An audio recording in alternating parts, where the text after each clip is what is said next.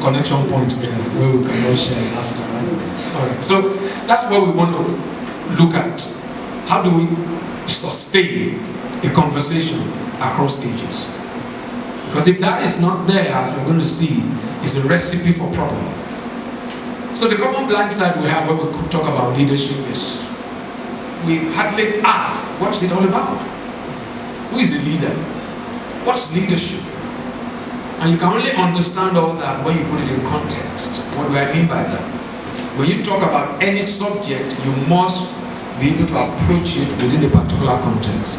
Because leadership in Africa is different from leadership in Asia. Real close. Totally different from leadership in the West. Right? Leadership in the northern part of Nigeria is not the same as leadership in the eastern part of Nigeria. If you grew up in the east, you wake up in the morning, you can just greet your dad with a handshake. If you do that in the southwest, you get a slap. Right? Yeah, you get a slap. So we have to put it in context. But I want to believe there's something that unites all of us here this one, because I noticed when James started the meeting, he prayed, right? So maybe majority of us here today share the same faith. Is that right? Majority. All right, please. So we can share the same cultural context, we can also share the same faith kind of context, and that's what we're going to be looking at. So when we look at leadership, the reason we have a leadership challenge in the world, at the risk of being too simplistic, is that we've sort of departed from the original design of what leadership is. So my talk with you will be an attempt to redefine, and not a kind of putting a new definition, but a restored definition. And I call it by the human script, and I've told you what I mean by human script. The reason I call the Bible human script is because the Bible is not a book for Christians. The Bible is not a church book, it's a book for human beings. Right? Those who follow Jesus are only privileged to steward it, to serve it to humanity.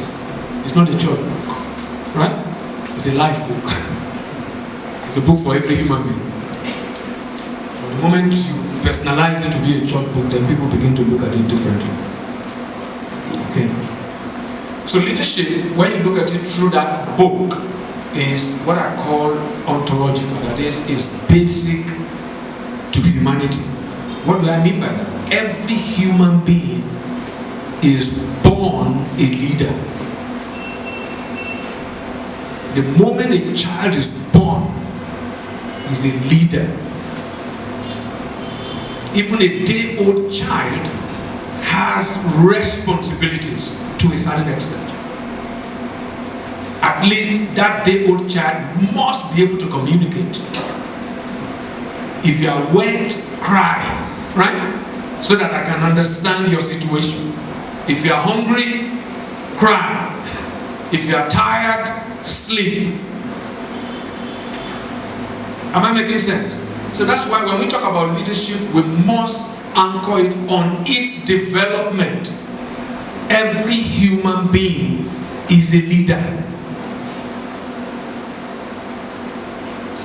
I run an elementary and high school, and that's what we tell every child that enters the school from elementary stage. You are a leader. So when you look at the Bible, that I call the human script, it's basically the story of two leadership commissions.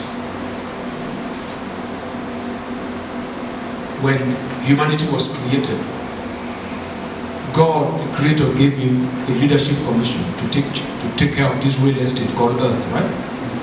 Manage it. That's leadership. That project failed, right? Jesus came to reignite the project, and when he finished, he reiterated the same thing to his followers. Go and provide leadership by raising leaders. Make disciples of all nations, right? That's the leadership commission. And that's basic to humanity. Am I making sense? So when we understand leadership in the context in which we want to talk about it today, we have to understand that. But when you look at the world, there's a screaming reality that there's a leadership deficit. I'm very sure many of us will have heard it, that the major problem with the world is a leadership problem, right? The major problem with Nigeria, we have a leadership problem. When you're saying that, you are saying really that you are the problem. If there's any problem with Nigeria, they are seated and standing here this morning. When you say there's a leadership problem in Nigeria, you're looking at something in the mirror. And when you look at the mirror, what do you see? Definitely it's not going to be me. It's likely to be you. So this is a report that came out of Harvard years ago. There was a study carried out in 2014, and they wrote an article based on that study. They call it "There are no shortage of leaders."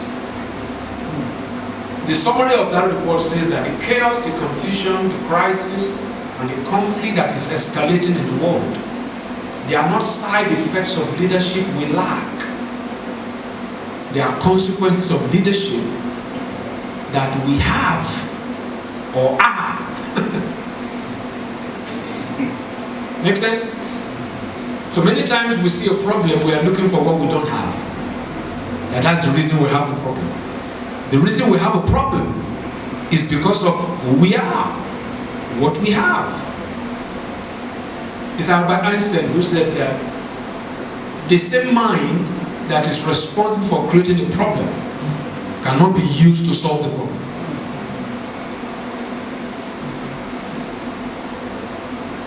Please, if you have any question at any point in time, you can stop me. So,